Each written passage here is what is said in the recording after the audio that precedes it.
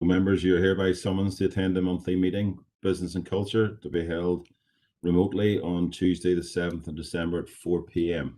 So take the roll call. We've got Councillor Jason Barr, Councillor Raymond Barr, here, Councillor Shauna Cusack, here, Stephen. And can I give apologies for Jason, please? He's unwell. no problem, thank you. Alderman Morris Devaney, here, Stephen. Councillor Gary Donnelly,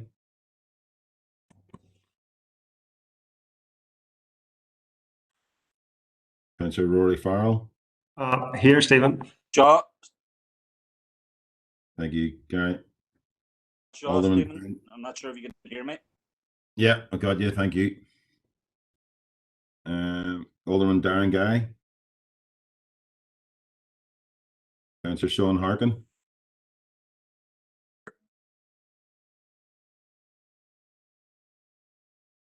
Councillor Conor Heaney, Shaw, Steve. Councillor Patricia Logue, And Shaw. Councillor John McGowan,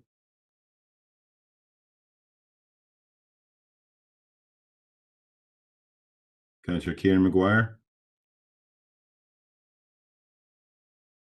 Alderman David Ramsey, Shortly, Stephen. okay, thank you, and Councillor Lillian Sino Barr. Thank you, members.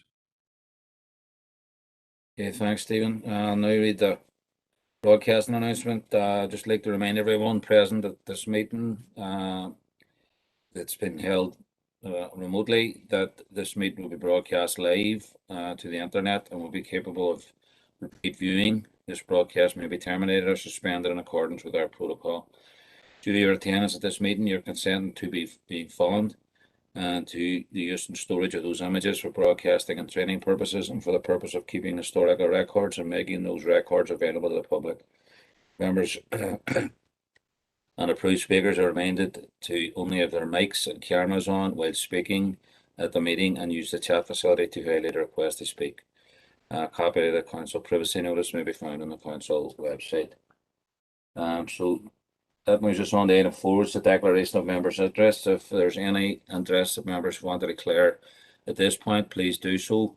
If not, it can be declared during the course of the meeting. So just give it a second. Okay, no problem. Just moving on to item 5, chairperson's business. I don't have any chairperson's business other than the welcome Councillor John McGowan onto the Business and Culture Committee.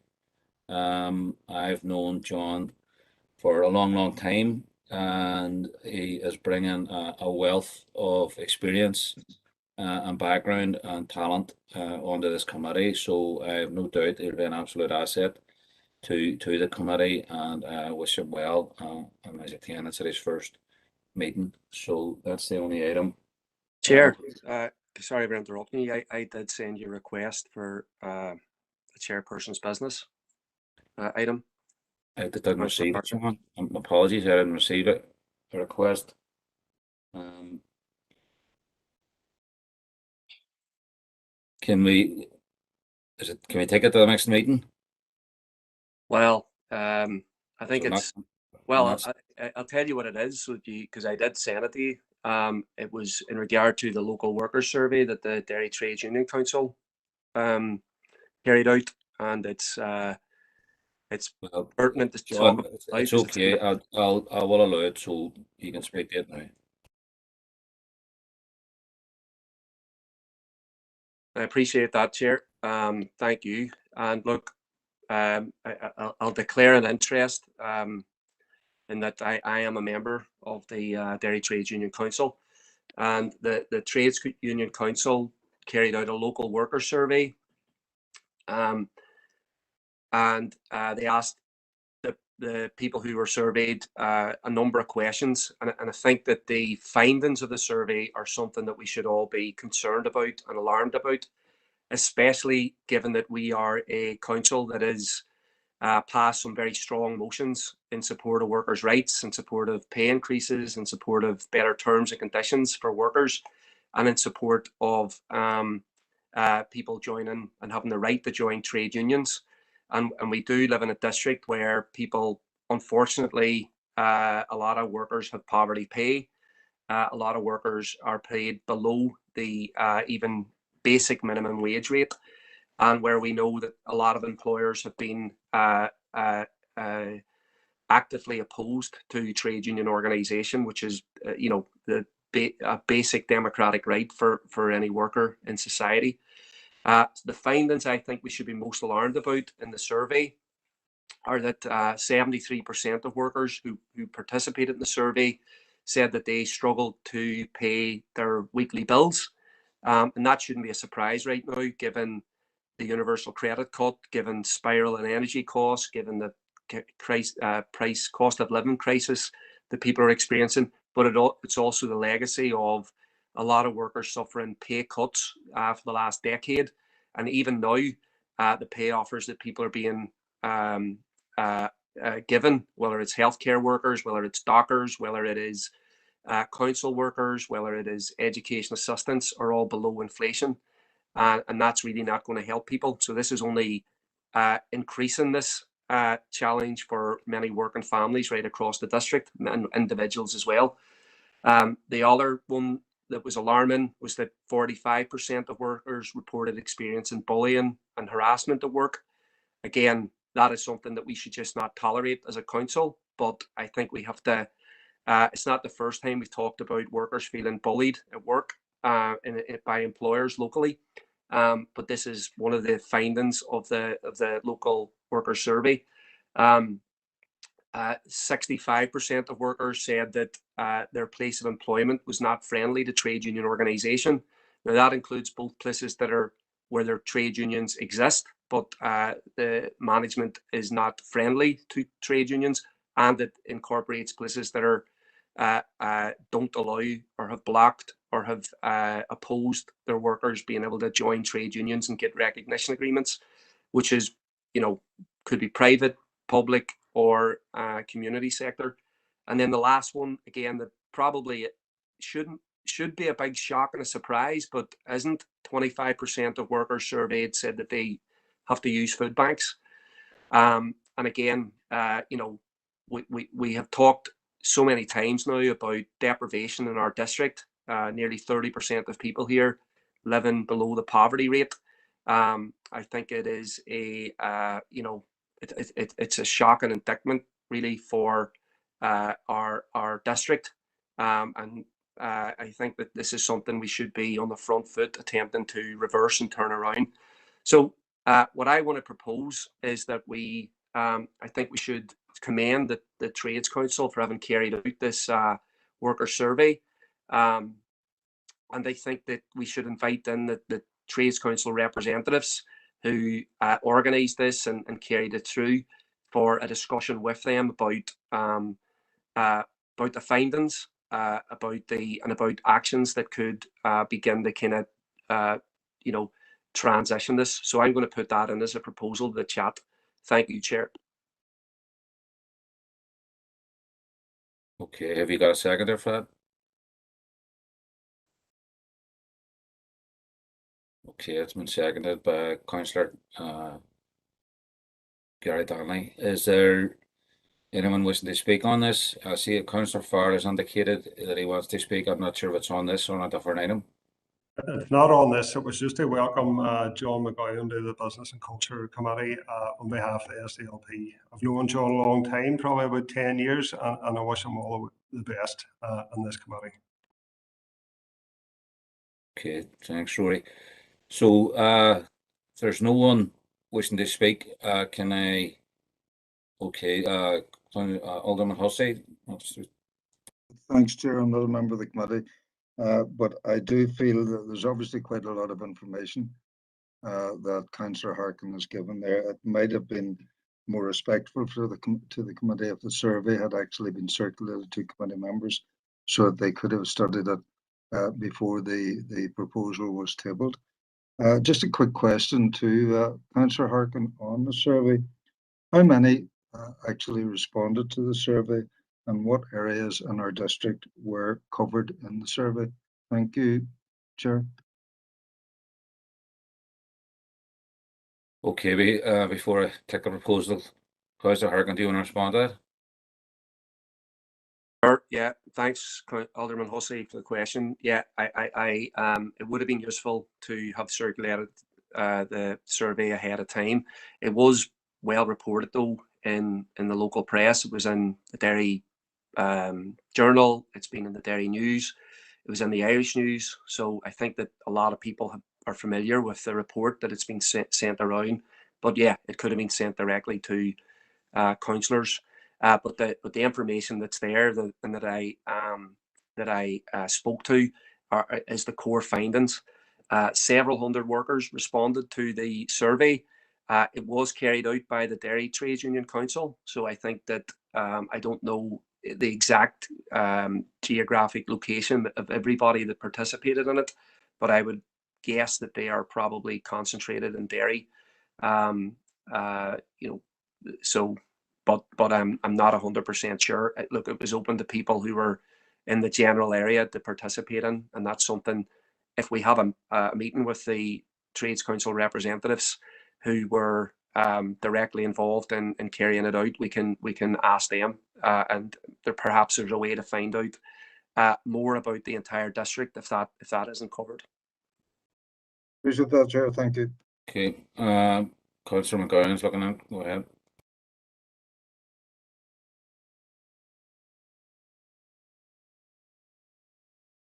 Go ahead, Sean. How you doing?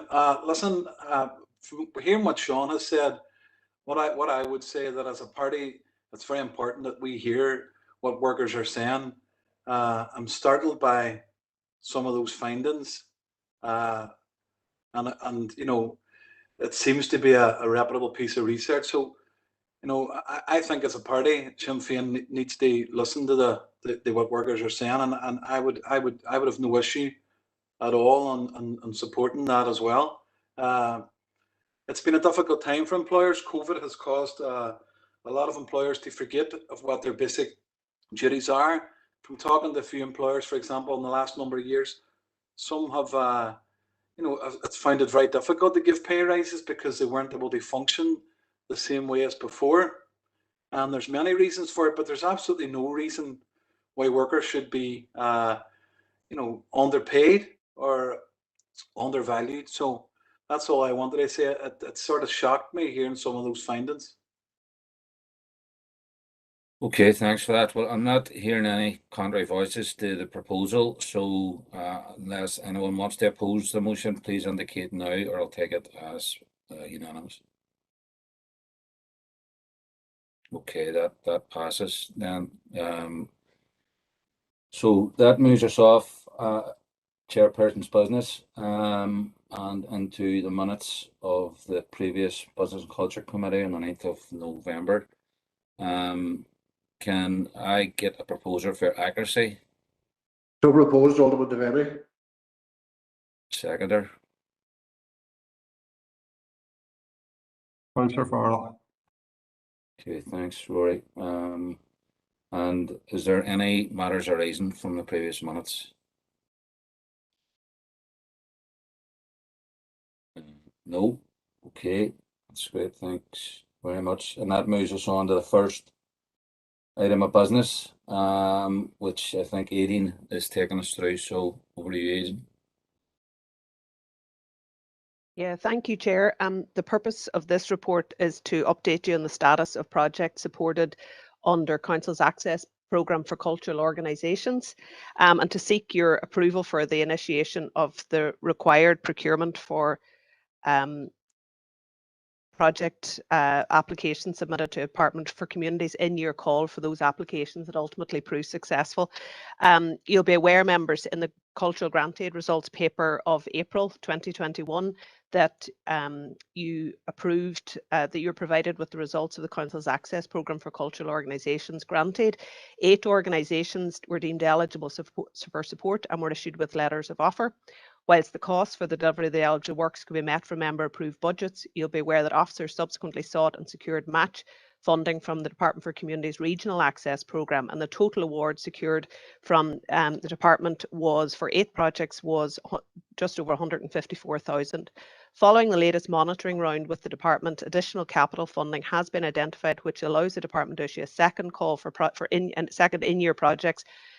Call for projects. Similar to the first call, each project requires a completed application form and an accessibility audit. And as before, there's a 10% requirement match from council, and all projects must be completed no later than the 31st of March 2022. The Northwest Cultural Partnership was identified as Organisation F in the previous report, and it secured 30,000 through Council's Access Programme. Officers subsequently secured 27,000 of this from the department for as contribution to these costs.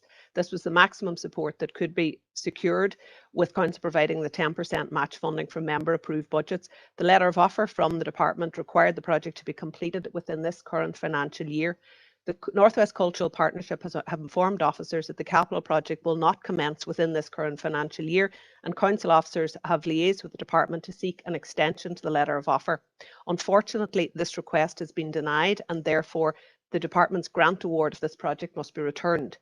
Brady and District Ulster Scots Development Association, which was previously identified as Organisation C, secured just under 30,000 through the Access Programme, and officers were unable to secure a contribution from the department towards these costs, and this project has not advanced and will not do so until financial year 22-23. For the current department in-year call, officers propose to submit a number of projects for consideration. From the Business and Culture Directorate, there will be 2 applications. The first will focus on access improvements to the Sperrin, formerly Sperrin Heritage Site, but obviously that's been developed now for the Sperrin Sculpture Site at Cranagh. The second will seek support for improvements to the visitor experience at the Alley Theatre through installation of digital displays and interactive screens. From the Health and Communities Directorate, there will be 6 separate bids. The creation of an access path at Oakland Park and the provision of equipment for a disability hub will be directly managed by council if successful. The remaining 4 bids have been submitted on behalf of Dennett Valley Health Network for a car park upgrade and external path, Ernie GEA for a lighting scheme for existing pathway, the City of Derry Rugby Club for an access lift, and Dergview Football Club for an accessible pathway extension. The deadline for applications was Wednesday the 24th of November. The original letter of offer issued by Council to the Northwest Cultural Partnership and to Brady and District Ulster Scots Development Association were for this current financial year. Officers are now seeking your approval, members, for these letters of offer to be extended into the next financial year. And officers will seek match support from the department for these projects when the department's own access programme reopens in the spring of 2022. Members, you're asked to approve the extension of the current council's access programme for cultural organisations into 22 on that basis for the Northwest Cultural Partnership and for Brady and District Ulster Scots Development Association.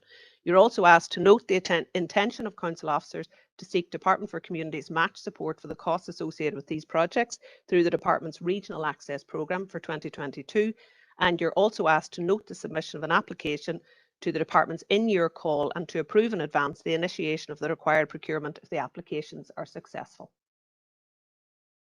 Okay, thank you, Aidan. First indicated speakers, Councillor Farrell.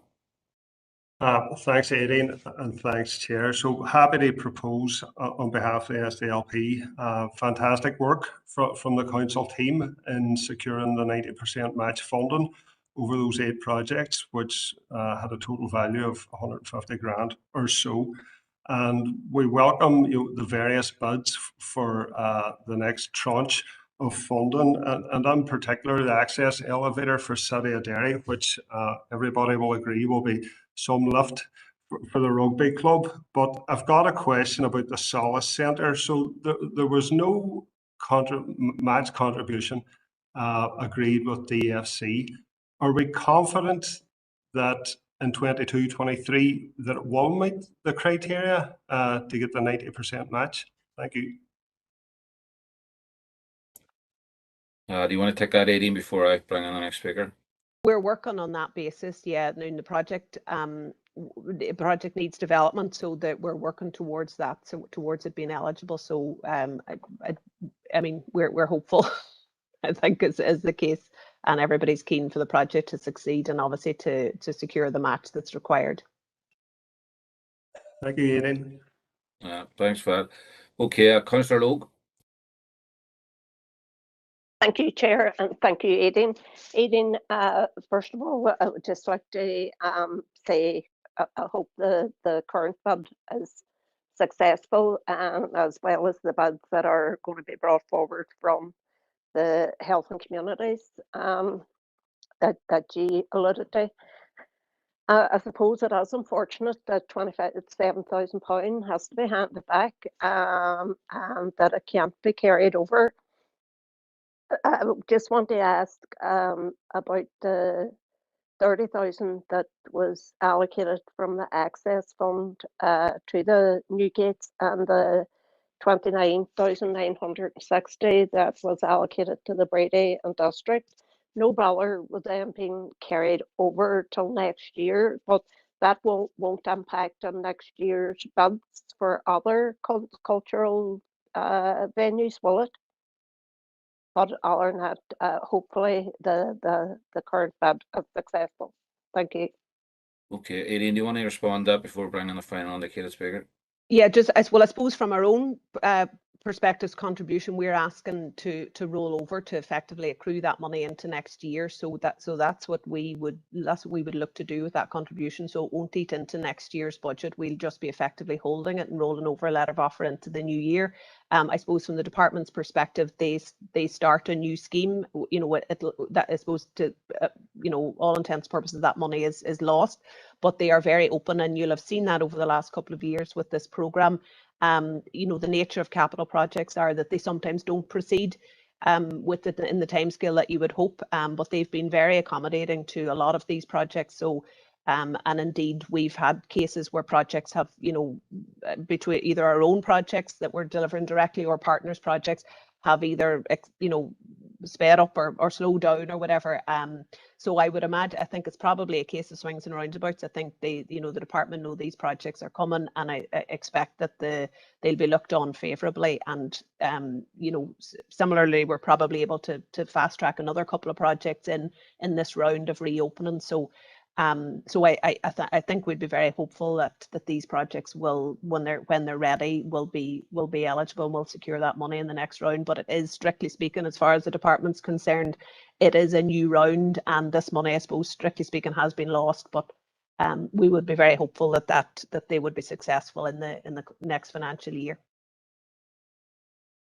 Okay, Alderman Devaney.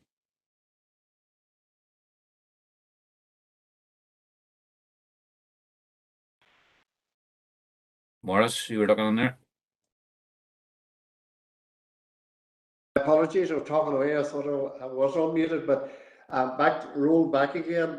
First of all, just want to thank Aidan for bringing the recommendation forward here and the work she and her team has done in this here. And I do understand the difficulties and around the Northwest Culture Partnership and the Brady Industry Ulster Scots, and I do appreciate a lot of work that they do. But all my questions have been answered. You'll be glad to hear that, Aidan. And look, we are very, very happy to support the recommendation. Look, I don't think it has been seconded yet, so we would be happy to second it. Thanks, Chair. Okay, thanks. And Alderman Guy. Thank you, Chair, for letting me in. And Aidan, thanks for the report. I welcome the funding sheet to the various groups. Hopefully the lift at the rugby club will get the patrons out quicker on a Saturday night. But it's unfortunate that the Northwest Culture Partnership and Brady and District Ulster Scots have been forced to hand the money back to funding. These things happen, obviously, and obviously with their respective programmes moving forward. As we know, Northwest Culture Partnership is currently undergoing a new build, and such funding will be a great help in helping them move forward. And we also hope that the Brady Ulster Scots will be able to come to agreement out there, and the funding which would be issued will help them greatly too. I'm happy to support all three recommendations. Thanks, Chair. Okay, thanks, Alderman Guy. There's no further indicated speakers, and the item's been proposed and seconded, and no one has spoken against. So I'll take that as passed, Aidan. So we'll move on. to item 7, and I think that's yourself. Oh, sorry, item 8, and it's Kevin. Thank you, Chair. Members, the purpose of this report is to update you on the successful outcome of Council's bid into the UK Community Renewal Fund for the Startup Acceleration Programme, and they seek your approval to accept a letter of offer for a total of 241,400 for the delivery of the programme. It's a 100% funded programme. The background to this is that, if you remember, back in May, Council got your approval to submit a number of applications under the Community Renewal Fund and the Levelling Up Fund. So we obviously submitted this application back in May and getting word now of its success. So in terms of the project itself, whilst it's being led by Derry City and Strabane District Council, it's basically a collaboration between Enterprise Northwest, Strabane Enterprise Agency, the Fashion and Textile Centre, and actually the Strabane bid. So in terms of the programme itself, it seeks to support residents of the council area who wish to start a business but require an enhanced level of personal and enterprise support that's basically not currently provided through Council's Go For It programme or the other mainstream programmes which are listed below, that being the Explore and Enterprise programme and also our own Business Innovation and Growth programme. Council officers had been working with the sector for probably about 6 months before this funding opportunity opened up and identified a gap in terms of entrepreneurship support, and that gap is highlighted in the report. So it's about assisting individuals to explore their business idea further, looking at developing their business skills, testing their business idea. That's including test trading opportunities in prime locations within the 2 locations, peer-to-peer learning, and also vitally access to financial support in the form of a £1,000 grant. So the programme itself is split against these 7 areas. I won't go into them all in detail, but there'll be an opportunity to get access to incubation hubs. There'll be a focus on client recruitment and a needs analysis and acceleration action plan. There'll be additional one-to-one mentoring and then one-to-many workshops. There'll be the establishment of entrepreneurship forums with 3 events. As I said, the business grant also on top of that. And then finally, pop-up shop opportunities for participants to potentially trade. So just in terms of some of the issues, what I would say is that like a lot of this funding, the timeline is extremely challenging. Delivery has to be done by the 30th of June 2022. We have highlighted our concerns to the UK CRF team around this. In terms of the eligibility, that's detailed below. And as I said, it's 100% funded to the value of 241,000. So the recommendation is that members note the contents of the report and give officers approval to proceed with the signing of the funding agreement. Okay, thanks for that, Kelvin. First indicated speaker is Councillor McGowan.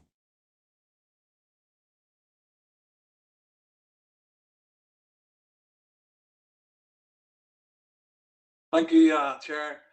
Can I first of all say that this is absolutely fantastic news for Derry. Well over a year ago, as an organisation, Enterprise Northwest, that I was previously working very closely with, was approached by MLA Martina Anderson and ex-councillor Michael Cooper because there was a series of engagements with InvestNI. I think Martina Anderson had challenged them on their lack of regional or sub-regional delivery and had asked the enterprise agency locally if there was gaps within that provision. And through a series of meetings that eventually didn't go very far, a lot of the ideas within this proposal were drawn out, and Councillor Michael Cooper as well was involved in those. It's a great programme. It actually fills the gaps, as Kevin has said, that exists. And I also believe that the £1,000 grant will act as a trigger and encourage many more people to step forward and become self-employed. I think the elements of the programme are perfectly suited for what dairy needs.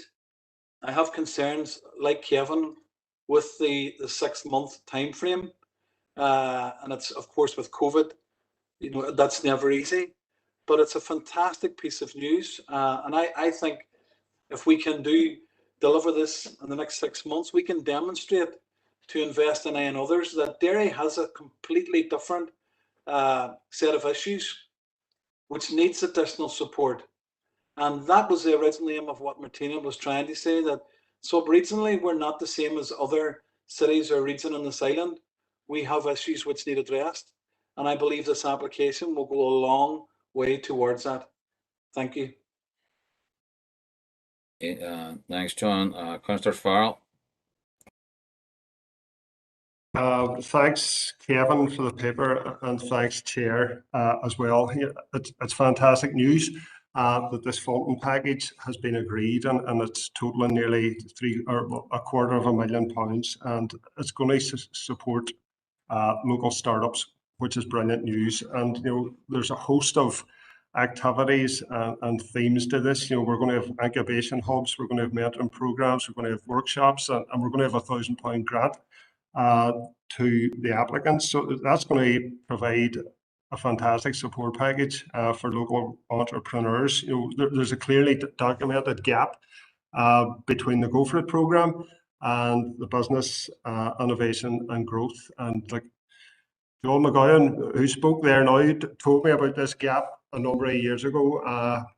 So it's a fantastic programme, and I hope it fills the void that definitely does exist. I was going to ask about the timescales, but you know, that's been touched on already. But have we any idea of the number of participants we're expecting, or what is the target? Kevin, I have a number of speakers here. I'll go through them in case there's other questions, and then you can table them at the end. All right. Alderman Devaney.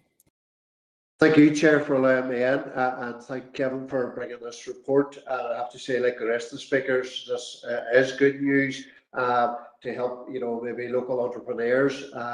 Look, most of the questions have been asked and around this, and quite rightly so. Kevin's concern delivering the programme before the end of June 2022. It is a tight schedule, 6 months to get it on the ground delivered, but I am very confident with Kevin and the team and everybody working together behind the wheel, we will get this delivered. And yes, it is very important, as some of the rest of the speakers have said, we hope this fills this void that has been there for a long time. But thanks, Chair. And look, I'm happy to propose it, and if it hasn't been proposed, I'll second it, Chair. Okay, well, it hadn't been proposed, Morris, so that's proposed. We'll still need a seconder. So, Councillor Harkin.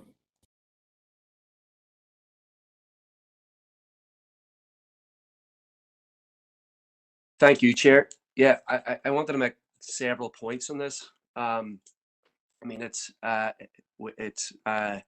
well established that Invest NI have never really had a serious strategy to develop, to invest properly in dairy in the Northwest and in our district, and that's ongoing as all the regional investment imbalances demonstrate across all the sectors.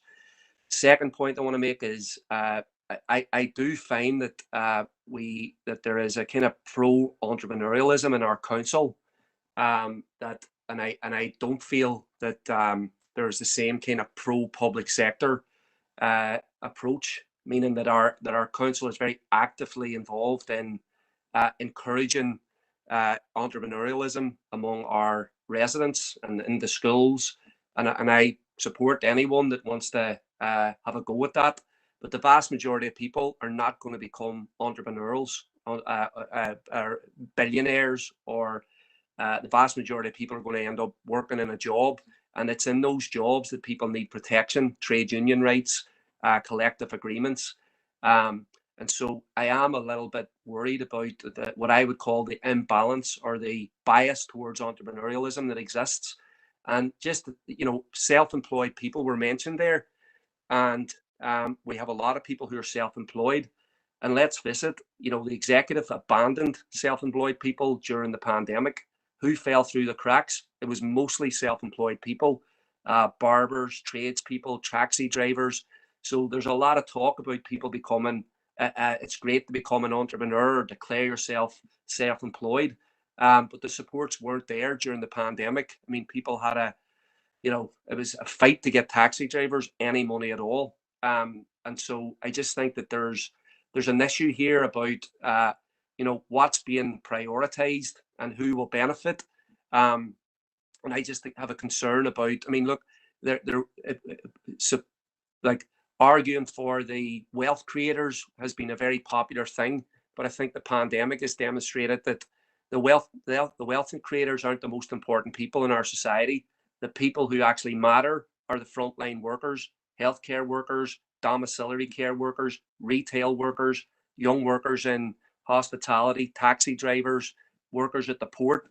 And these are all the workers right now who are very, very clearly not being treated properly.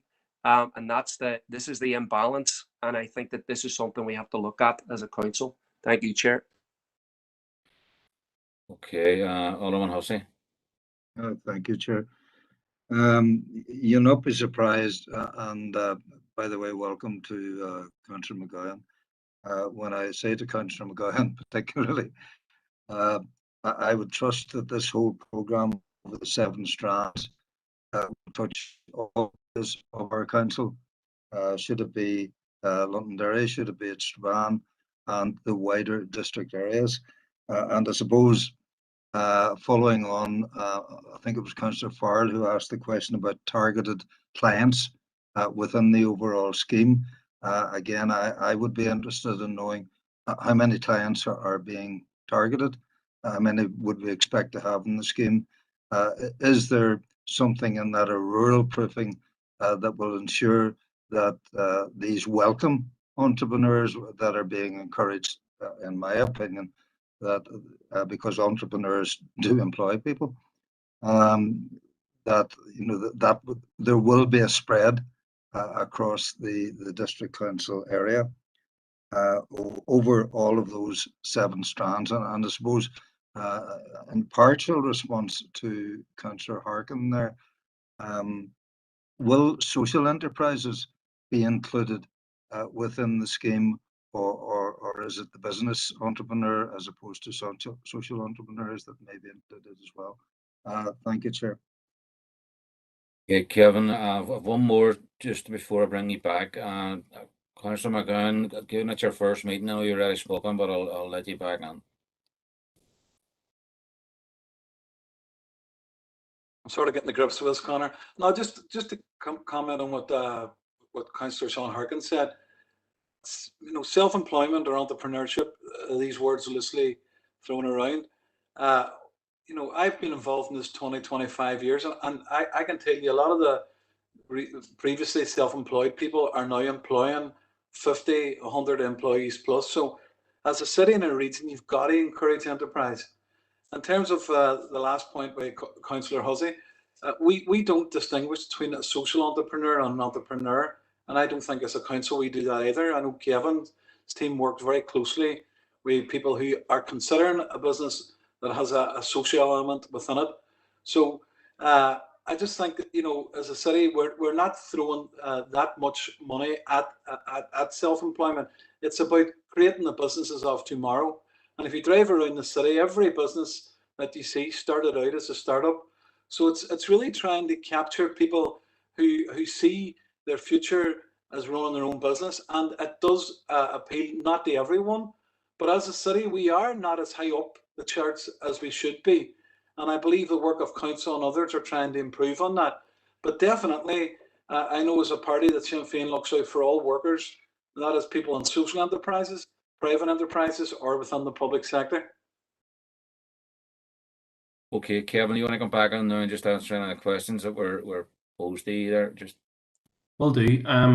Chair, just to take up the point about why we're involved with entrepreneurship. I mean, we have a council since 2015 took on the statutory responsibility for entrepreneurship. Now, we would love more money to be able to deliver on better outcomes. So it's a statutory responsibility, and that's obviously one of a key reason for why we're involved in this effort. In terms of the participants that Councillor Farrell and Alderman Hussey were asking about, so there's a minimum of another 50 people, in addition to the, we would probably put through about 240 people with business plans on the GOVER programme per year. So there's a minimum of another 50 on top of that in relation to it.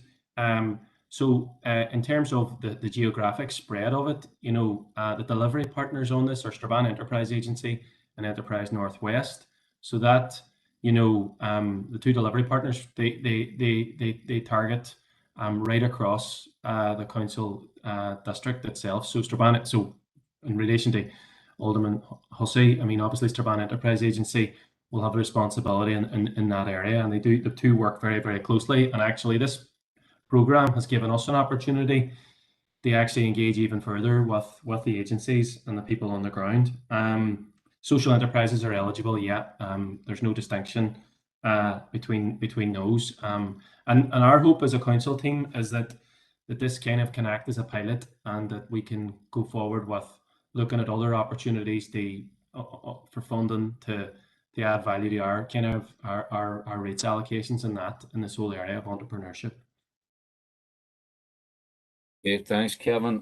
So this item's been proposed and seconded, and everyone has spoken generally in favour of it. So I'm going to take that as passed and move us on to the next item 9, and it's 18. Is taking us with 18. Yeah, thank you, Chair. Members, the purpose of this report is to advise you of the opportunity to acquire a maquette of the sculpture Hands Across the Divide by Maurice Harron, and to seek your approval to purchase. Members, you'll be well aware of the sculpture itself, which has a very prominent position in the city, that was done by the artist Maurice Harron, who won the design competition for the sculpture, which is situated at the end of the Craigavon Bridge. It was commissioned by the then Department for the Environment and erected in 1991. The museum service have been approached by Pauline Ross of the Playhouse, who have a maquette of the sculpture with a view to purchasing it for the museum collection. This is a unique opportunity, and one which the artist has confirmed he is content with, and has confirmed that it is his own work. It'll be a valuable addition to our own collection and to our artwork, particularly given the significance of the sculpture in the story of the city in particular, but the wider city and district. The Playhouse have indicated that the money that they raise from this will be to go to the care for the boy of a member of staff for the Playhouse. So it is a worthy cause, but it's an intrinsically valuable item to bring into the museum collection.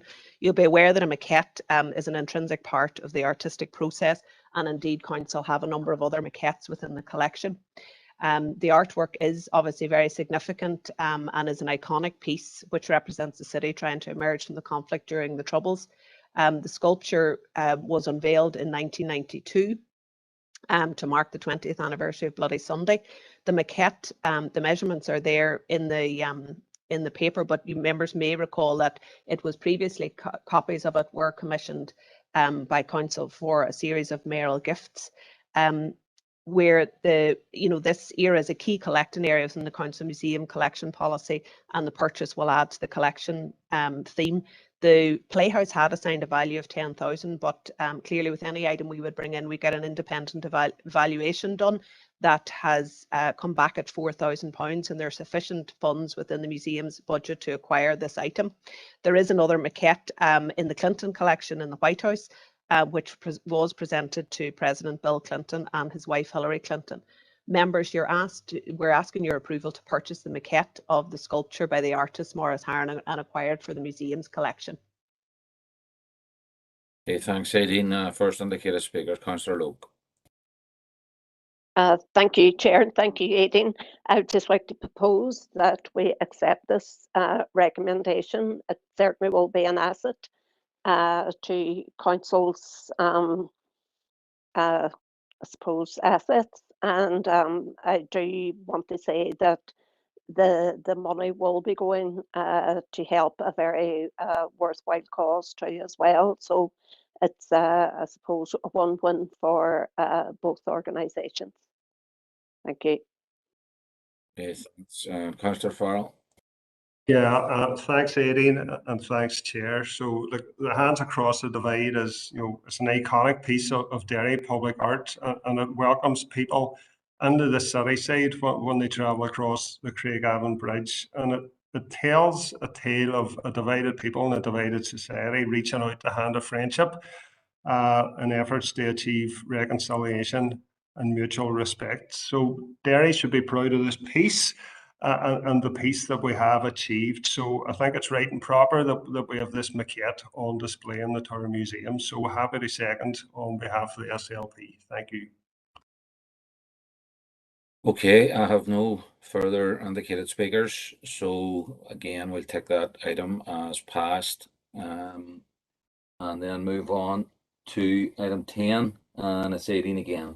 Yeah, so thank you, Chair. Members, the purpose of this report is to provide you with an overview of the Historic Environment Division's administered Historic Environment Fund and to seek your advance approval for the initiation of procurement processes should an application to this fund be successful. This fund was set up by the department to stimulate action across the historic environment in support of their aim to help communities to enjoy and realise the value of our historic environment.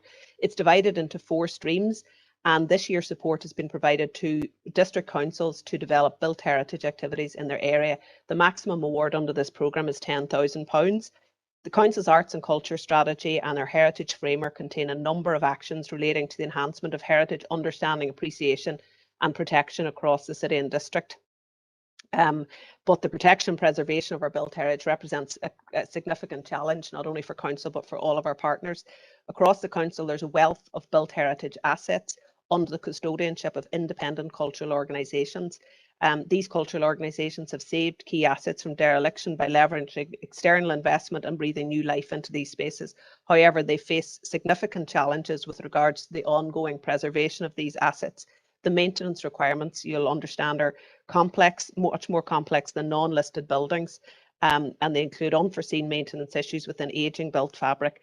Adding to this, a loss of key heritage skills, as well as the increased frequency of extreme weather events and the cost and complexity of building maintenance escalate year on year. This creates a drag on limited, not only financial, but also human resources to the detriment of the organisation's core missions.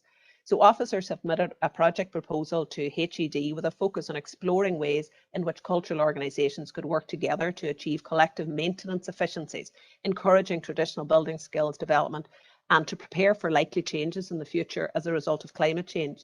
The project will focus on the development of an existing model of cultural sector custodianship of built heritage within the city and district. This refinement will help secure the long-term sustainability of existing practice, but will also provide the basis upon which other under threat built heritage assets may be retrieved and given new life by the cultural sector. If the application is successful, officers propose to initiate the relevant procurement processes in order to meet the SBEN deadline of the 31st of March 2022. There's no other significant issues, and members, you're asked to note the submission of this application to this fund and to approve in advance the initiation of the required procurement processes if successful. Okay, thanks for that, Aideen. First indicated speakers, Councillor Logue.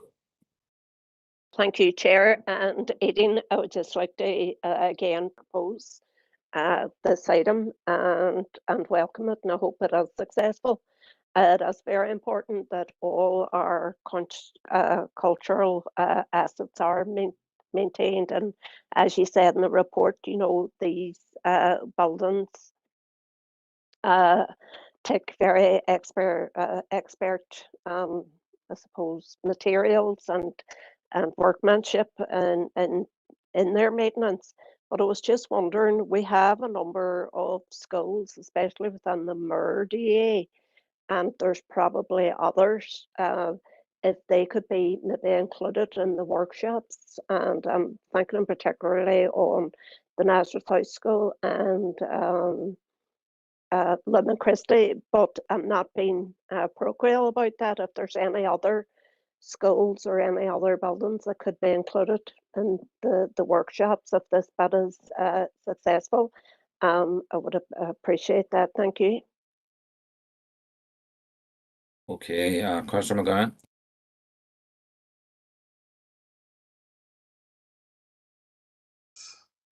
Thank you, Chair. Again, I think it's a great initiative. Protecting and sort of promoting our historical environment is crucial for the region, and it's crucial because it's a great tourism driver as well. So I fully support this initiative. I think too often the upkeep of these cultural sort of build or monuments is left often with communities without the resource to do it. So I just think it's a really a fantastic initiative, and I fully support what Aideen and the team are doing. And I think within our own tourism strategy, I mean, the walls always feature very highly amongst things that people come to travel, but there's also many other hidden gems within the rural area and within many other parts. So if this helps preserve them, then it's a win-win. Thanks, Sean. And final indicated speakers, Councillor or Alderman Hussey. And agree with Councillor McGowan there. These built heritage gems are scattered throughout our district. I note that there seems to be a concentration in your presentation, Aideen, on cultural organisations. Many of those built heritage structures that need to be maintained, some of them are in private hands. Some would be in other agency hands. I'd be thinking of several bridges of historic importance as built heritage throughout the country area, which lie within DFI, for example.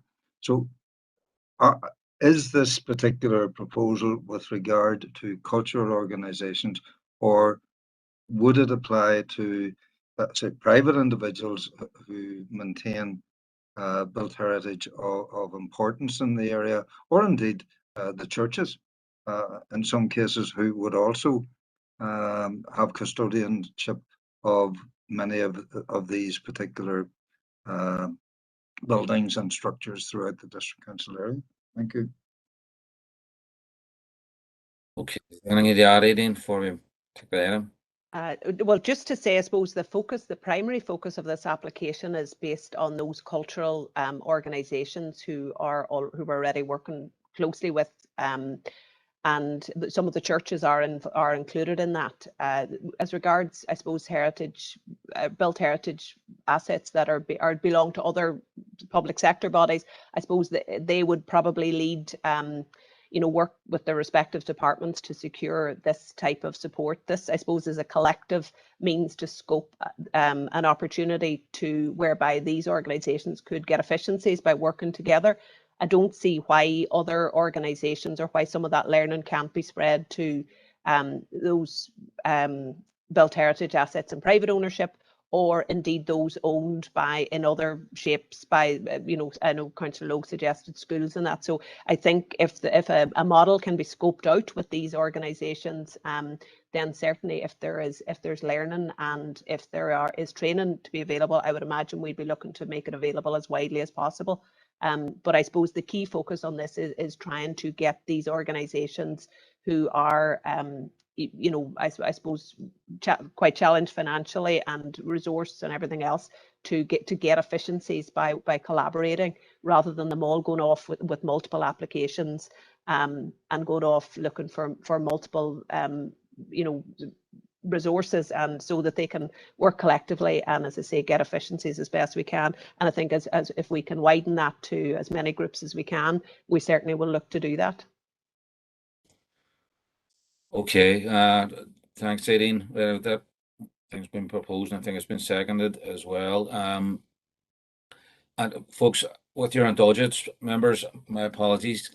We take a 10-minute break before that we move on to the next item, if you don't mind. So if we could return here at 5:05, I know we're motoring through the agenda, but we'll be back in 10 minutes. All right, thank you.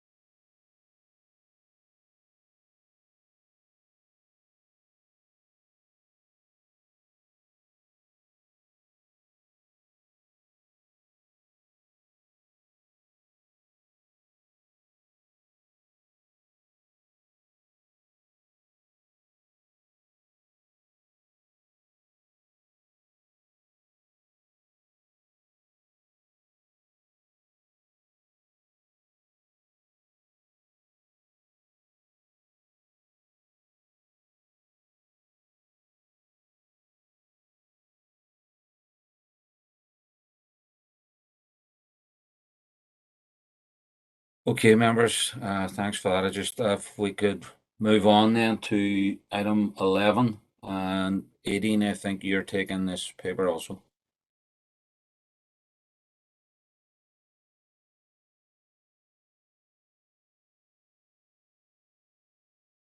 Apologies, 18, if I have. No, you're fine. Thank you, Chair. Members, the purpose of this report is to update you on the proposed plans for the display of the collection of the Hume Peace Prizes and to approve the formal loan to the people of Derry of the collection by the Hume family and foundation. And separately, it is to approve the purchase of the painting John Hume, Derry, 21st of April 1969 by artist Siúan O'Bana by the Museum Service. So members, I'll take the Peace Prizes first. You will be aware, members, following a recent event hosted by the former mayor in the Guildhall and the announcement that the Hume family were keen that several high-profile Peace Prizes received by John Hume over his lifetime would be loaned to the city for permanent display. You will recall, members, that it was Pat Hume who led this on behalf of her family, and following her recent passing, it is a continued wish of the Hume family and foundation that they are loaned to and displayed in the city. It is also the wish of the family and fitting that Pat Hume and her contribution to the awards and peace process be reflected in the display, and it's proposed that this will be incorporated into the interpretation. Members, the Hume Peace Prize collection consists of 3 main peace prizes, which are the Nobel Peace Prize. And members, there's a small typo in the report. It says it was awarded in 1988. Clearly, those eagle-eyed among you will be aware that it was in 1998 that Peace Prize was awarded. the Martin Luther King Jr. Nonviolent Award, which was presented in 1999, and the International Gandhi Peace Prize, which was presented in 2001. Mr. Hume is the only person to receive the Nobel Peace Prize, the Martin Luther King Jr. Nonviolent Prize, and the Mahatma Gandhi Peace Prize. The Hume family wish for as many people to see the collection on display as possible, and it has been agreed that the Guildhall is the most appropriate and fitting venue to display the items. It's important to note this display will relate to the Peace Prizes, which are a significant part of the wider civic narrative of the city. It is expected that the wider interpretation of the story of John and Pat Hume and their commitment to peace would form part of future discussions and plans for the development of our own museum service and any wider interpretation of the civic story by either ourselves or other partners. The estimated cost for the display of the Peace Prize collection is just over £15,500, with the bulk of this for the specialist display case that is required for the public display of the prizes. Members, separately, the Tower Museum has been approached and become aware of the artwork entitled John Hume Derry on the 21st of April 1969, which was completed by the artist Siúan O'Bana. It's a contemporary oil painting on wood, and it was done in response to an art prize for which it was shortlisted. So it fits with the current museum's collection policy, and it is the recommendation of the curator and the archivist that this is purchased in line with the museum's policy. So this was an opportune time to bring that in as part of this report. The total estimated cost for the purchase and the transport of the painting are just over £1,150, or sorry, £1,150. And this is to add to the collection. It should be noted it's not to become part of the display of the Peace Prizes. It's to add to the museum's not only contemporary art, but contemporary history collection. So members, you're asked to note the content of the report and approve bringing the items on loan into the Peace Prizes on loan into the museum collection, and to note the proposals for the display of the collection set out in the report. And separately, you're asked to approve the purchase of the painting John Hume Derry, 21st of April 1969 by Siúan O'Bana. Okay, thanks, Aileen. First indicated speakers, Councillor Cusick. Thank you, Chair, and thank you, Aileen, for the report. Chair, I'm very happy and very proud to propose this item. And John and Pat Hume spent their whole lives working for and giving selflessly to the people of this city and the whole island of Ireland. We all know that the Hume name is synonymous with civil rights, human rights, and especially with peace. And these incredible honours bestowed on John are symbols of the Hume impact globally. So it is no surprise that their generosity lives on even after their sad passing, and offering these prizes to be enjoyed and appreciated by the people of Derry and beyond is testimony to this. With regards to the banner artwork, the Hume family and foundation have told us and confirmed that they approve of this piece, so we're happy with that. On a bigger scale, Chair, I don't need to tell this committee or this council or indeed this country how important and pivotal that John and Pat Hume were to peace and progress here in this city and throughout this island, and how loved they were by the people of this city in particular. And I would expect, and I believe most people of this city would expect, that in the not too distant future, we as a council work towards delivering permanent fitting tribute or tributes to John and Pat, worthy and reflective of what they have done for us, the enormity of what they have achieved for this part of the country, and also the legacy that they have created and left behind, which has impacted our generation, in particular our generation of the Troubles, but also our future generations. They paved the way. They were the trailblazers, and I don't know, how we could ever thank them, especially after their passing, but it would need to be of a significant enough enormity that it reflects the enormity of what they did and what they stand for and what they achieved for us. And I couldn't imagine anybody, objecting to that. So while this is a start of the tribute to the Hume family, and I say family because it's not just John, it is Pat and their children. Everybody was involved in this. I'm excited about what's to come going forward. Thank you. Okay, Councillor Farrell. Yeah, thanks, Chair, and thanks, Aideen, for the report. So Shauna sort of summed it up there, but this is a fantastic gift from the Hume family to the people of this city. John and Pat are obviously, sadly, no longer with us, but their legacy lives on. Their legacy is peace, it's peaceful change, and it's the power of dialogue over violence. And John in particular was widely recognised and revered for his contribution to peace on this island, and he's the only person in history to be awarded the 3 big peace prizes. So the Nobel Peace Prize, the Martin Luther King Non-Violent Award, and the Mahatma Gandhi Peace Prize. And the Humes have loaned those 3 prestigious awards to the people of this city. So I think it's right, and I think it's proper that those awards are publicly displayed in the Guildhall, so locals and visitors alike can appreciate and understand the magnitude of John and Pat's achievements. So I'm happy to second on behalf of the SDLP, and I think this is brilliant news for the city, and well done to the Hume family for being so gracious. Okay, Councillor Jackson. I'm a good chair. And on the back of the previous 2 speakers, I just want to again reiterate that John and Pat Hume were world renowned, and they were world renowned in their leadership and the roles that they've made in terms of peacemaking, and they made an incredible contribution to the city and district. I think it's only right that we as a council recognise these contributions, and it's great that we've got this opportunity through the generosity of the Hume family. They be able to have this sort of recognition. Chair, as a city, we've been blessed with political giants, people who went above and beyond to bring peace to this part of the world. John and Pat Hume were certainly amongst these giants. And their legacy does live on through the peace that we all benefit from today. Chair, as a party, we would be keen to see council work with the Martin McGuinness Foundation to explore similar recognition to another internationally renowned peacemaker.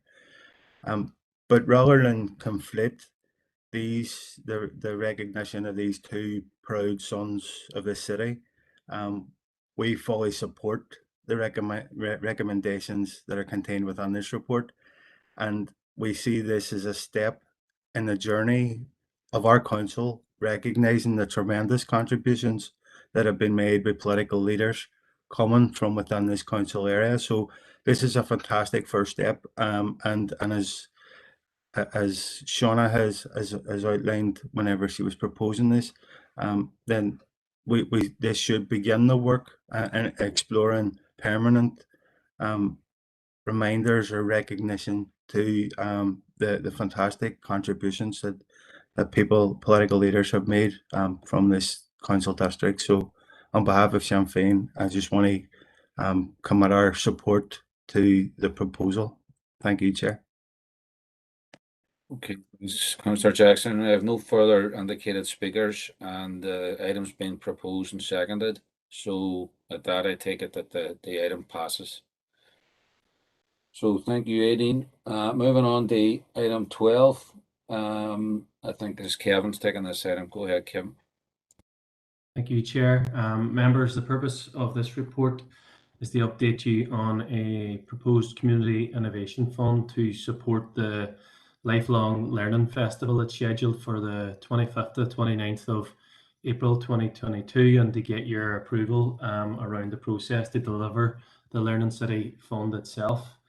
So the council have been working with partners, Northwest Regional College, Ulster University, community and voluntary sector, social enterprises, businesses, schools sector, on the delivery of a Learning City Festival over the last number of months, and that festival is now scheduled to be, as I said, towards the end of April 2022. The members of the Derry and Strabane Learning Network want to showcase events that encourage the participation of groups and individuals who have experienced barriers in accessing learning opportunities. The network wants to promote, obviously, the city and district as a learning city, and feel that in doing this, they want to involve as best the communities right across the city and district at that festival. So to ensure that we have contributors and participants across the entire council area, the Derry and Strabane Learning Network are going to collaborate with the 8 local community growth partnerships to ensure that there's inclusivity across the festival. Highlighted in the report is the rationale around the 8 community local community growth partnerships. And as I said, as a UNESCO learning city, we want to ensure that all citizens across the city and district have equal access to these learning opportunities, and indeed within their own neighbourhoods. So in terms of the key issues, through the funding that's been made available via Council, the Northwest Regional College and Ulster University, we've got a funding pot of around £40,000. The proposal is to split that into 8 pots of £5,000 for the local growth partnerships to be able to programme key events and engagements at the festival itself.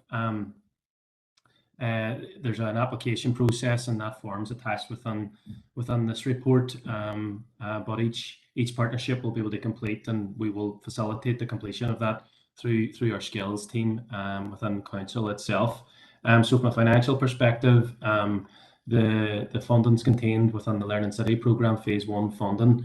As I said, Ulster University and Northwest Regional College are equal partners within that funding, and the recommendation is to note the contents of the report, but also endorse the process for the delivery of the fund itself. Okay, thanks for that, Kevin.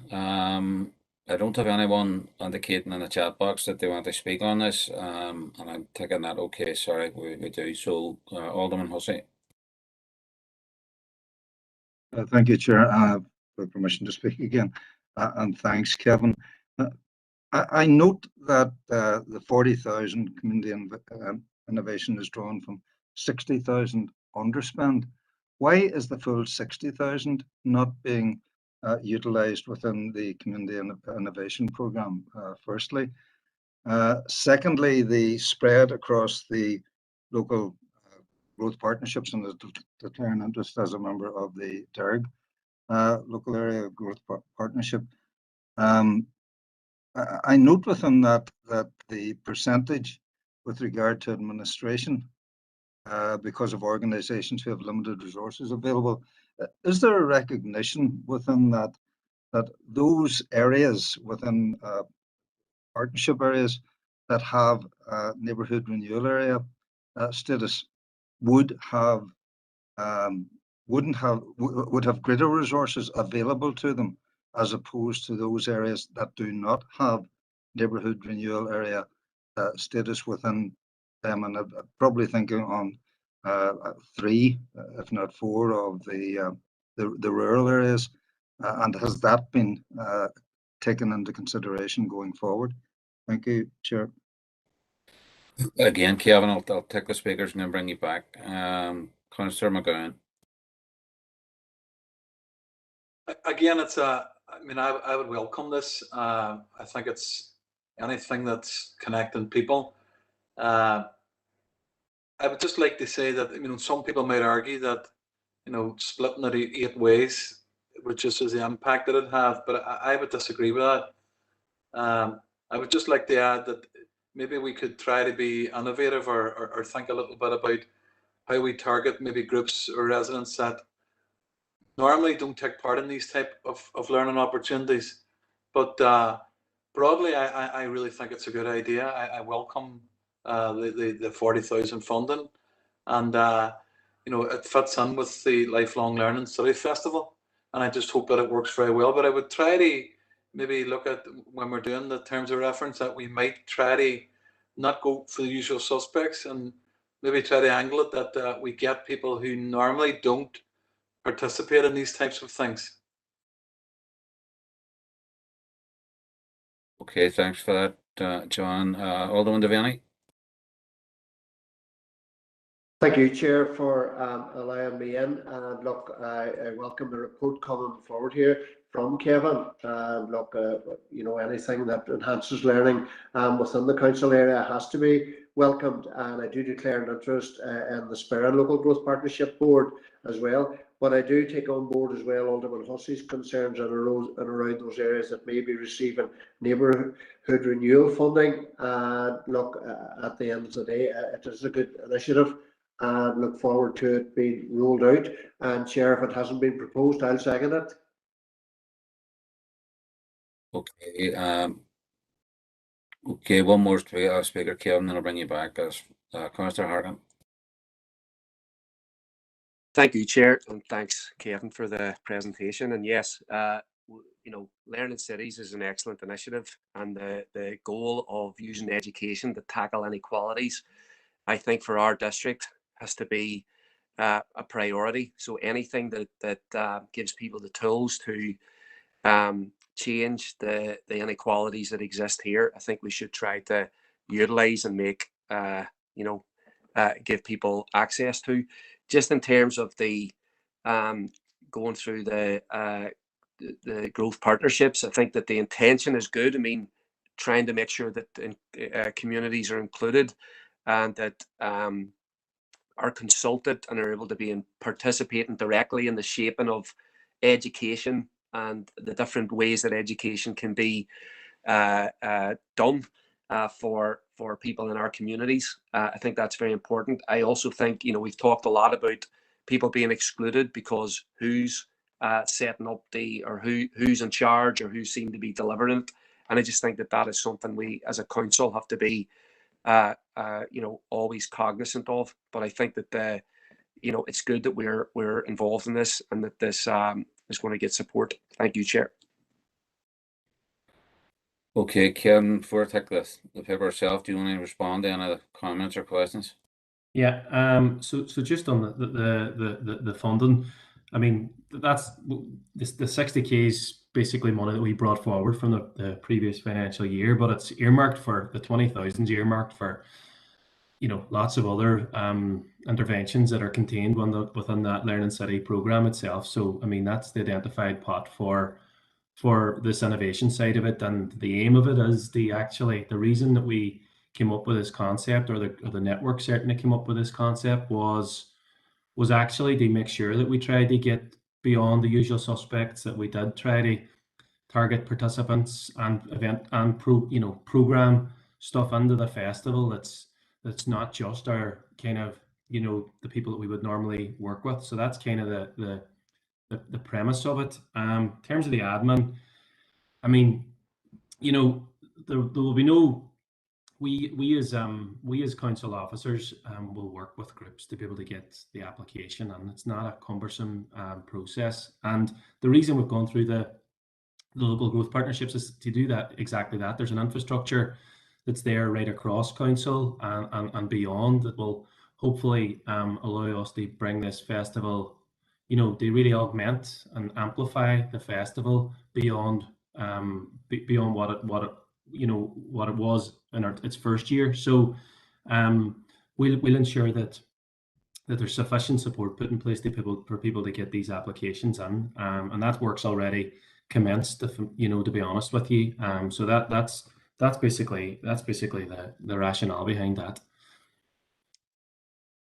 Okay, thanks, Kevin. So the item was proposed by Alderman Devaney. I haven't had a second there. Somebody can second it for me. Yes, we'll have that now. Seconded, Alderman Ramsey. Okay, that's fine. That's done. So again, everyone was in favour of that, so that paper concluded and passed.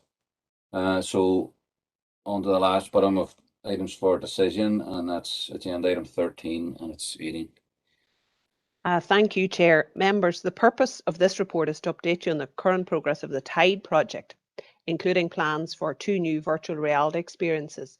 These include a 19th century recreation of an emigration journey from the port, as well as a reenactment of a First World War naval convoy off the northwest coast, both to be housed in the new DNA project. And to inform you members about an opportunity to extend the TIDE project into new territories, namely Causeway Coast and Glens, the Azores and Newfoundland, and to seek approval for additional spend to meet the match funding requirement. Members, you'll be aware that the TIDE project focuses on exploring the niche maritime heritage tourism that is shared by partner countries in the Interreg Atlantic Area project. Since 2018, partners countries have shared research, resourcing and the utilisation of new technologies to devise unique VR experiences for public use around the shared themes of migration, world wars, Napoleonic and the Spanish Armada. The major outputs of this project for this council include the creation of 2 new VR experiences featuring state-of-the-art headset technology that will be available to the public from May 2022.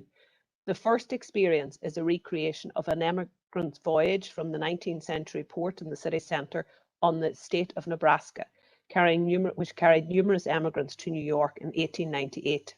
The visitor will experience the virtual transformation of the present-day riverside into the bustling 19th century port, complete with the atmosphere, including the sounds and sights of a busy international maritime environment. From there, they will experience an emotional farewell to their loved ones before travelling on the state of Nebraska across the Atlantic to the incredible sight of an electrically lit New York City. The user will be completely immersed in this experience.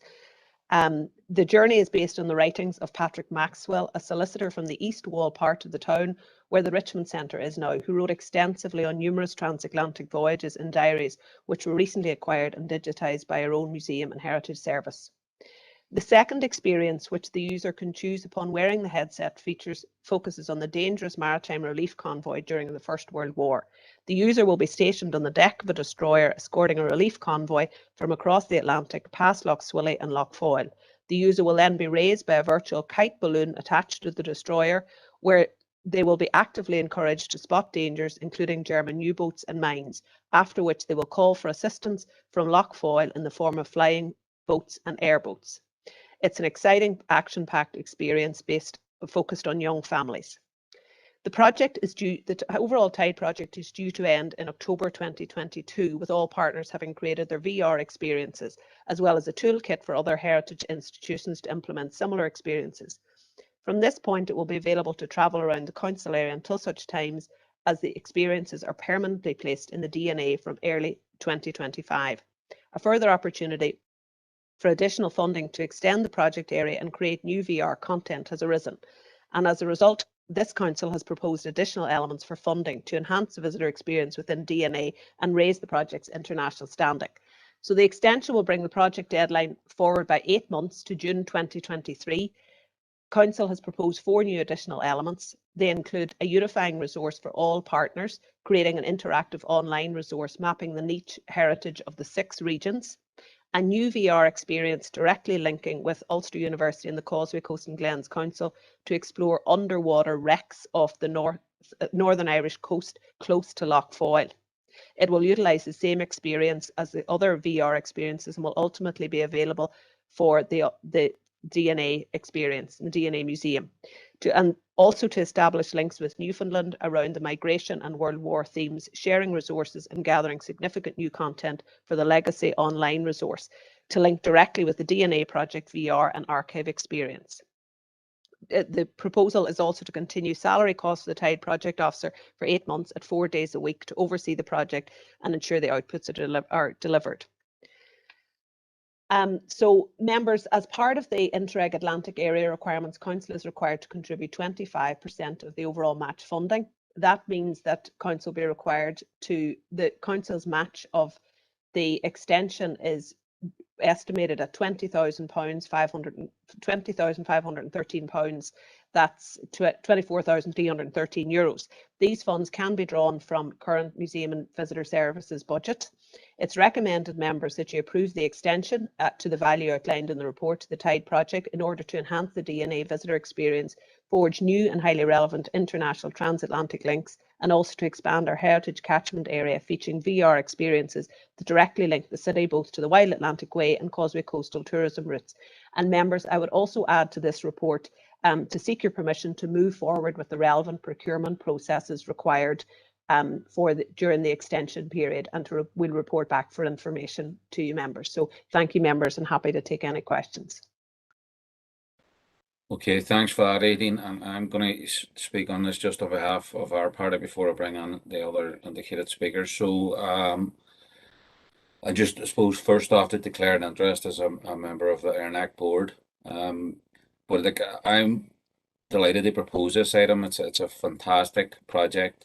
Like Aideen has explained it extremely well, and just goes to show the potential and the tourism potential that could be in the DNA Museum when it opens. This will be a massive and fantastic asset to it, and gives it added international focus and working with partners in Newfoundland and elsewhere. So it's to be welcomed by all, and I certainly do. And as I say, I'm happy to propose the item. So next indicated speaker was Councillor Farrell. Thanks, Chair, and thanks, Aideen. I'm happy to second on behalf of the SDLP. You know, I spoke on this the last time it was open for information. I thought it was a fantastic project. So it's interesting, it's innovative, and it's interactive, and it's going to be a major attraction at DNA whenever the Maritime Museum opens in 2025. You know, virtual reality experiences like the ones that have been detailed about the immigration journey, about the convoy across the North Atlantic, and their proposals for like dives at shipwrecks, and that's probably La Trinidad de Valenciana. They're going to be exciting, and they're going to be immersive. And I have issues with the timescales around DNA, which are clearly detailed at governance last week, but we are where we are on that. But Aideen, just one question on it. So DNA is not opening until 2025 at the minute, based on the sort of current timescales. You had mentioned that this project can travel around the council area. Could you provide a bit more detail on that? You know, what is it going to be viewable in the town museum, or is it going around schools? I'm not sure. So if you could provide a bit more detail on that, that'd be great. Thank you. Aideen, I'll bring you back in a second. Just I'll take Alderman Hussey first. Thanks for permission, Chair, and can I totally concur with the remarks of yourself and Councillor Farrell. Tremendous project, one that will attract people to it, and indeed when it gets housed in the eventual project will be a selling point without a doubt.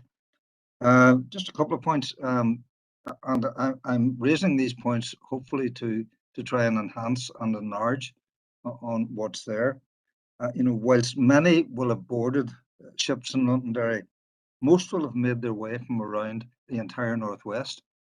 And the comparison there was made of going and landing in New York or wherever, and the electric lights and all. But think of that comparison. I mean, the person mentioned was somebody who lived in the city, in Londonderry, and it was their book that was used. But think of the comparison of somebody living in a two-room thatched cottage on the side of a mountain, and somewhere in Tyrone or Donegal. Think of their comparison on that overall journey. And I suppose the question there would be, would there be any collaboration with the Ulster American Folk Park, who of course have their immigration centre, and information of how people actually got to the quay before they boarded the ships that were taking them to the so-called New World. And the First World War thing, obviously, I find of tremendous interest. And again, I'm thinking in terms of collaboration, because Fortin Reid would have a lot of connection, particularly Swilly, which was used as a safe anchorage during that time. And indeed, the part played by vessels from both the Swilly and the Foyle in the Battle of Jutland, a major battle in the First World War. And I suppose then the connection with Newfoundland, I do know of quite a strong Ulster Scots or Scots-Irish, whatever you want to call it, connection with Nova Scotia via Newfoundland. And will all of those be explored? But I think it's a tremendous project, and I can't wait to see the outcome of it. But I would like it to be the full story as we know it. Thank you, Chair. Okay, Councillor Harkin. Thanks, Chair. Yeah, and as others have said, this is an excellent project, and it'll be fantastic to see it come to fruition as soon as possible. And just a couple of points, I think, a couple of comments that I think, that I was thinking about that make this particularly pertinent right now. I mean, we've as a council, just last week, or 2 weeks ago, we passed a motion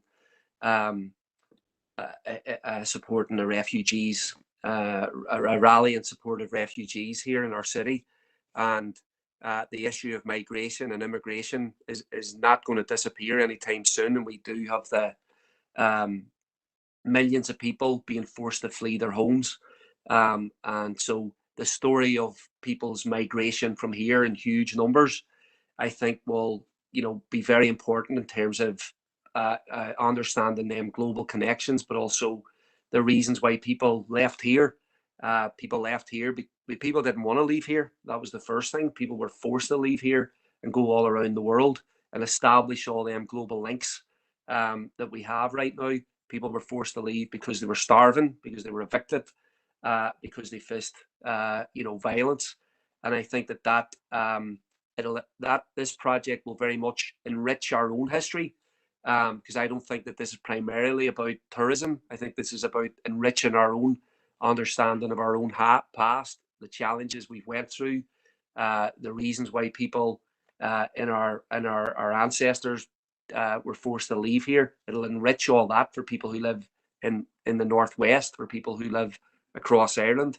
But it also will enrich our understanding as well of international the challenges faced now across the world by people facing the same challenges. So this is a great initiative, and I think that it'll be very exciting to see it moving forward.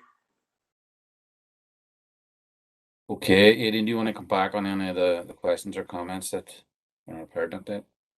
Yeah, so I think Councillor Farrell asked about the plans for it until it goes to the DNA. I think the beauty of these experiences is that they are, it is fairly mobile. So I think we would be hoping to probably use them as the warm up to the DNA opening. Certainly they'll be utilised in the Tower Museum until that happens. And as mentioned in the report, there is the opportunity for them to travel right throughout the city and district, and indeed the collaboration with Causeway Coast and Glens, it's with a view to that being, going on tour there, if you like. So I think we'd be hoping that as we're hoping to enable as many people to experience them as possible. Certainly, I think, you know, we have selected we've selected some of the key experiences. Clearly, you know, the technology is exciting and innovative, but you know, we have to be mindful of the fact that you do have to kind of pick a beginning, a middle and end, as it were. I think we'd like to incorporate the whole wider story of the whole city and district, and indeed the whole journey and all of the aspects of that. We do have close relationships with the Ulster American Folk Park and with the Centre for Migration Studies there. We're working with them closely on plans for the DNA and how we can collaborate and ensure, you know, that there's a joined up message and story there. And I think there's probably opportunity, if this is successful, to build on that with additional experiences and to extend it out. But I do think probably within the scope of this project, we do probably need to be mindful of the budget and of the, you know, what we can do within this. The virtual reality stuff is fairly new for us to be getting involved in. There's a lot of learnings. This is an exciting piece of work. I have no doubt, you know, we see developments in other museums and the increasing use of virtual reality technology. So I have no doubt that we will be expanding where we can the amount of virtual reality that we use, and indeed expanding those stories. And I think Alderman Hussey also mentioned Fort Dunree. We do have close relationships there, and we would see them as a key partner going forward. Indeed, I know they're involved. Donegal County Council, obviously another partner in Tide, and I know that they work closely with Fort Dunree as well. So all of those linkages are all there, and I think we would agree with all the members, and I know our museum service would be, that it is important to tell the full story. But obviously being mindful of the fact that there are certain constraints with the technology and the scope of this project, but certainly I think we'll be supportive of all of the members' comments. Okay, thanks, Aideen. Just before we take the item, could I just ask members that have their hands raised that I think was from previous items, which is mind lowering them, just so I don't get confused as to who's looking to speak, and just use the chat box. But I proposed this item. I think I still need a seconder, just so we move it on. If I could get that. I'll second, Connor. Rory. Thanks, Rory.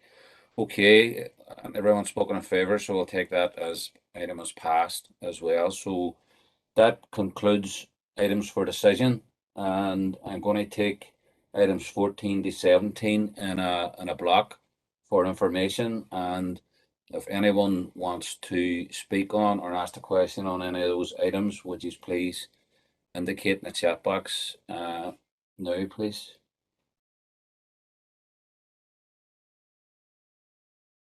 Okay, thank you. So that moves us to items confidential. So could we turn off the live broadcast and let me know when that happens, and we'll take the final item.